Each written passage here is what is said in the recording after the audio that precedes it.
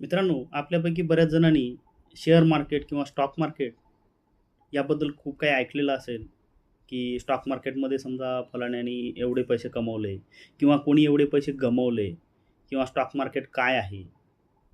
याबद्दल बरंचसं ऐकलं असेल किंवा तुम्हाला पण कधी असं वाटलं असेल, की आपण पण स्टॉक मार्केटमधून पैसे कमवू शकतो का?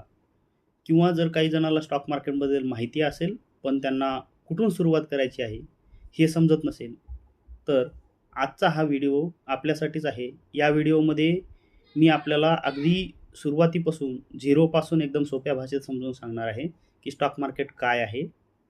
याबद्दलचे जे काही गैरसमज आहेत, ते पण आपण या व्हिडिओमध्ये पाहणार आहोत. तर शेअर बाजार म्हणजे असा बाजार आहे, जिथे आपल्याला कंपन्यांमध्ये हिस्सेदारी खरेदी करता येते. जसे आपल्याकडे आठवडे बाजार वगैरे याच्या संकल्पना आहेत, ज्यामध्ये तुम्ही जाऊन भाजीपाला वगैरे खूप साऱ्या गोष्टी खरेदी करू शकता. तसंच शेअर मार्केट हा असा बाजार आहे, जिथे आपल्याला कंपन्यांमध्ये हिस्सेदारी खरेदी करता येते. आपण कंपन्याचे शेअर्स खरेदी करतो. शेअर्स म्हणजे त्या कंपनीचा एक छोटासा हिस्सा असतो. समजा जर उदाहरणच घ्यायचं झालं, तर समजा एखाद्या कंपनीचे 100 शेअर आहेत आणि त्यापैकी तुम्ही 1 शेअर खरेदी केला, तर तुम्ही त्या कंपनीच्या 1% मालक बनता. मित्रांनो, शेअर मार्केटबद्दल बरेचसे गैरसमज या समाजात पसरलेले आहेत आणि हेच तुम्हाला इन्व्हेस्टमेंट करण्यापासून रोखतायत.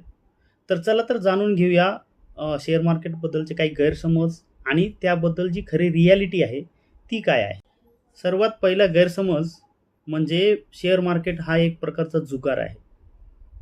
तर मित्रांनो, शेअर मार्केट हा जुगार नाही आहे, तर ॲनालिसिस प्लस तुमचं जे पेशन्स आहे, याचं एक परफेक्ट ॲनालिसिसचं सिस्टम आहे, जे तुम्हाला लाँग टर्ममध्ये वेल्थ बिल्ड करून देऊ शकतं. जुगार किंवा मटका वगैरे आलं म्हणजे याच्यामध्ये तुमचं लक आलं. पण शेअर मार्केटमध्ये तुमचं नॉलेज प्लस पेशन्स आणि तुमची जी स्ट्रॅटेजी बेस्ड सिस्टम आहे, ही तुम्हाला इथे पैसा कमवून देऊ शकते. ही खरी रिॲलिटी आहे. मार्केटबद्दल दुसरा गैरसमज असा आहे, की इथे फक्त श्रीमंत लोकच इन्व्हेस्ट करू शकतात. तर असं नाही आहे मित्रांनो. रिॲलिटी ही आहे, की तुम्ही अगदी ₹500 पासून पण गुंतवणूक करू शकता. खूप सारे म्युच्युअल फंड असे आहेत, जे तुम्हाला ₹500 पासून पण महिन्याला गुंतवणूक करायला अलाउड करतात. तिसरा गैरसमज असा आहे, की मार्केटमध्ये नेहमी लॉसच होतो. तर असं नाही आहे मित्रांनो. मार्केटमध्ये लॉस त्यांचाच होतो, ज्यांना फक्त काय घ्यायचं हे माहिती आहे, पण कधी घ्यायचं आणि कधी विकायचं हे माहिती नाही आहे. आता समजा तुम्हाला जर डॉक्टर बनायचं असेल, तर 5-6 वर्ष तुम्हाला अभ्यास करावा लागतो, तरच तुम्ही डॉक्टर बनू शकता.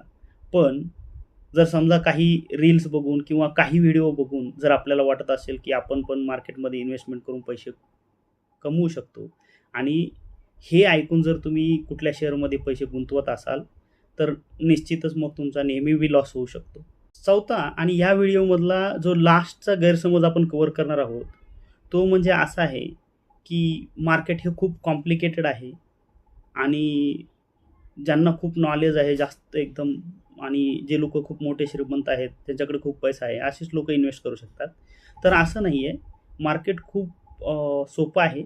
पण तुम्हाला ॲटलीस्ट बेसिक कन्सेप्ट पण समजून घ्याव्या लागतील आणि कन्सिस्टंटली तुम्हाला लर्न करावं लागेल. तरच तुम्ही म्हणजे कोणी पण मार्केटबद्दल शिकू शकतो. पण त्याला एक कन्सिस्टन्सी ठेवावीच लागेल आणि एवढेच गैरसमज आपण आता ह्या व्हिडिओमध्ये कव्हर करणार आहोत. कारण जर फक्त गैरसमज जर कव्हर करायला लागलो, तर याची एक वेगळी सीरीज बनेल आणि जेवढ्या 70% गोष्टी तरी मार्केटबद्दल ज्या समाजात आहेत, त्या ह्या गैरसमजातूनच आहेत, असं मला वाटतं.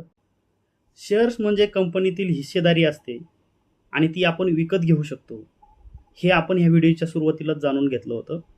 पण तुम्हाला हा प्रश्न कधी पडला असेल, की बाबा मग कंपन्या आपली हिस्सेदारी विकतातच का? तर बहुधा असं होतं, की कंपन्यांना समजा पुढचा जो बिझनेस वाढवायचा आहे, त्यासाठी त्यांच्याकडे पैसा अवेलेबल नाही आहे आणि मार्केटमध्ये जर जाऊन लोन घ्यायचं म्हणलं, तर लोन पण खूप महाग पडतं आणि जे समजा हिस्सेदारी घेणारे लोकं असतात, हे कंपन्याला कधी व्याजानं पैसे देत नाही आहेत. तर त्या कंपनीचा एक भागीदारी किंवा त्यातला थोडासा हिस्सा शेअर्स खरेदी करण्यासाठी देतात आणि त्यांना बिनव्याजी पैसा मिळतो. त्यामुळे कंपन्या काय करतात, सुरुवातीला IPO थ्रू म्हणा किंवा सेकंडरी मार्केटमध्ये शेअर लिस्ट करून कंपनीला पब्लिकली अवेलेबल करून कोणी पण त्याचे शेअर विकत घेऊ शकतात. असं अवेलेबल करतात आणि आपलं पुढचं जे बिझनेस त्यांना वाढवायचा आहे त्यासाठी त्या पैशाचा वापर करू शकतात. शेअर मार्केटचं जे काम आहे ते पूर्णतः डिमांड आणि सप्लाय ह्या 2 गोष्टीवरती अवलंबून आहे. जर समजा तुम्ही ज्या कंपनीचे शेअर्स घेतलेत, त्या कंपनीचे शेअर्स बाजारात लोक जास्तीत जास्त खरेदी करायला लागले, तर त्या कंपनीचे शेअर्सची प्राईस वाढते. आणि जर समजा तुम्ही ज्या कंपनीचे शेअर घेतलेले आहेत, त्या कंपनीचे शेअर जास्तीत जास्त लोक मार्केटमध्ये विकायला लागले, तर तुमच्या शेअरची प्राईस ही कमी होते. त्या व्यतिरिक्त पण काही गोष्टी ह्या तुमच्या कंपनीच्या शेअर्सच्या प्राईसवरती प्रभाव टाकू शकतात. ते म्हणजे तुमच्या कंपनीचा दर 3 महिन्याला येणारा प्रॉफिट किंवा कंपनीमध्ये काही निगेटिव्ह न्यूज असेल, जी मार्केटमध्ये कंपनीबद्दल आलेली असेल, ती न्यूज किंवा जे गुंतवणूकदार आहेत, त्यांचं सेंटिमेंट त्या कंपनीबद्दल काय आहे.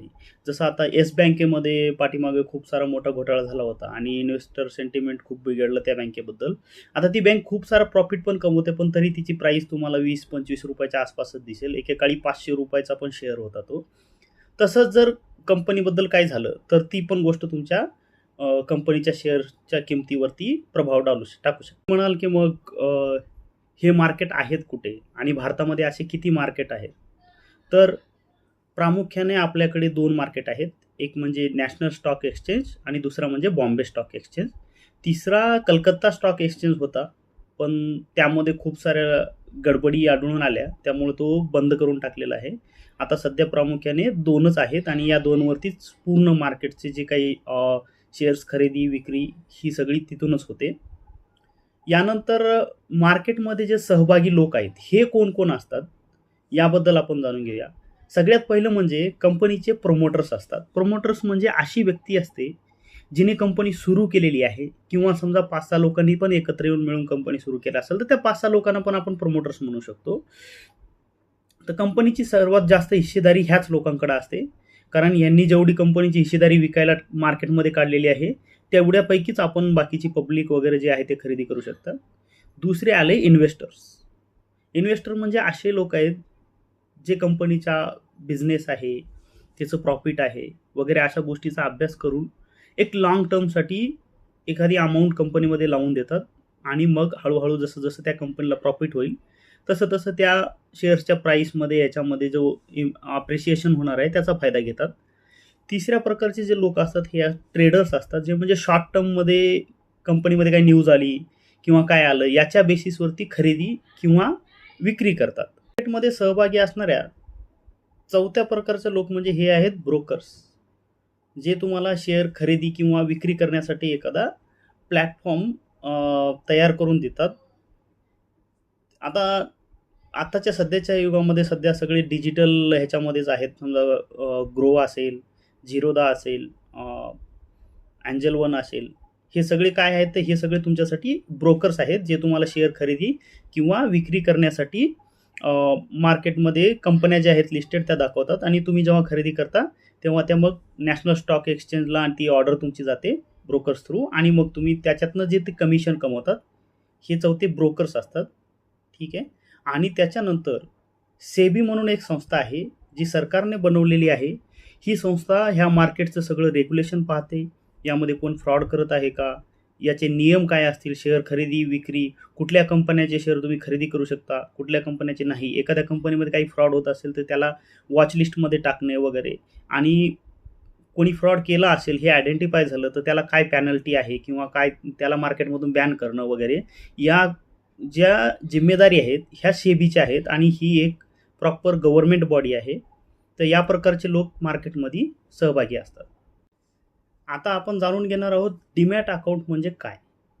तर समजा आपण एखाद्या बँकेमध्ये अकाउंट काढतो, तर त्यासाठी आपण पैसे ठेवण्यासाठी सेव्हिंग अकाउंट वगैरे सेव्हिंग किंवा तुमचं करंट अकाउंट असेल अशा प्रकारचे अकाउंट काढतो.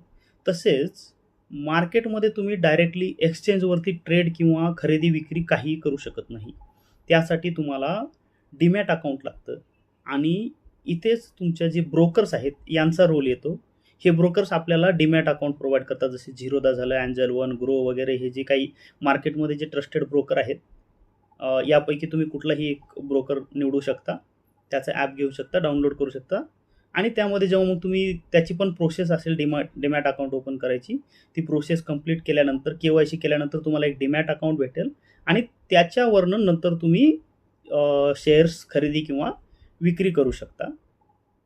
आता मार्केटमध्ये तुम्ही पैसे कसे कमवू शकता?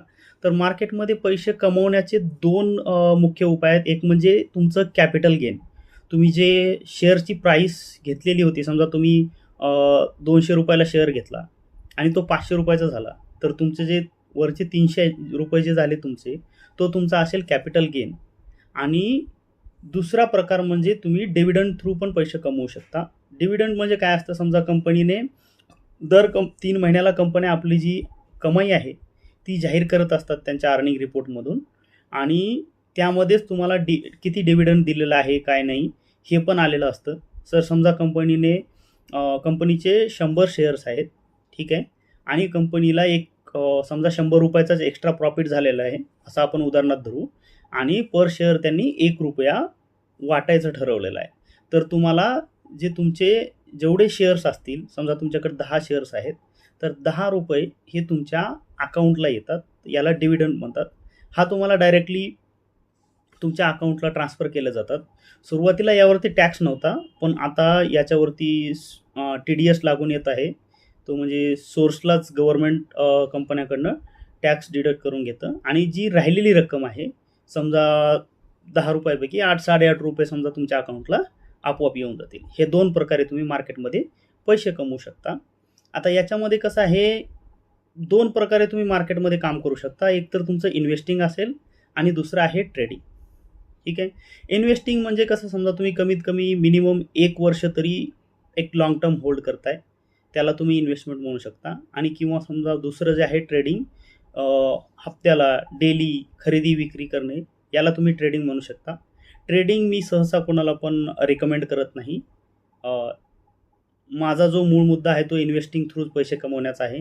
ट्रेडिंगमध्ये तुम्हाला खूप सारा लॉस होऊ शकतो आणि खूप सारा अभ्यास पण करावा लागतो आणि तेवढा तुमच्यापाशी वेळ पण असला पाहिजे देण्यासाठी. तर शक्यतो ट्रेडिंग मी कोणाला रिकमेंड करत नाही, पण तुम्ही इन्व्हेस्टिंग थ्रू पैसे कमवू शकता मार्केटमध्ये. मार्केटमध्ये जसा प्रॉफिट आहे, तसा लॉसचा पण रिस्क आहे. मार्केट फक्त वरवरच जाणार नाही, तर खाली पण जाऊ शकतं. त्यामुळे तुमचा काही लॉस पण होऊ शकतो. जसं समजा आता कोरोनाच्या वेळी पण 27-28% मार्केट खाली आलं होतं. त्यावेळेस भरपूर लोकांना लॉस पण झालेला. पण मार्केट क्रॅश झालं म्हणजे सगळं संपलं असं नाही. ज्या लोकांनी त्या क्रॅशमध्ये इन्व्हेस्ट केलं होतं, त्यांचेच नंतर 1 वर्षांनी 3-3 पट पैसे झालेले. तसंच आताच्या इस्रायल आणि इराण युद्धामध्ये पण मार्केट 10 ते 12% खाली आलेलं आहे. किंवा समजा तुम्ही एखादा चुकीचा शेअर निवडलेला आहे, तर पण तुम्हाला लॉस होऊ शकतो. तर थोडक्यात जर कन्क्लुजन करायचं झालं या व्हिडिओचं, तर शेअर मार्केट हा एक तुमचा पैसे वाढवण्याचा खूप पॉवरफुल टूल आहे. पण जर त्याला व्यवस्थित नाही समजून घेतलं, तर लॉस होण्याचा पण रिस्क आहे. शेअर मार्केटबद्दल ही माहिती तुम्हाला कशी वाटली, हे मला कमेंट थ्रू कळवा. आणि जर माहिती आवडली असेल तर चॅनलला लाईक, शेअर आणि सबस्क्राईब करायला पण विसरू नका. धन्यवाद.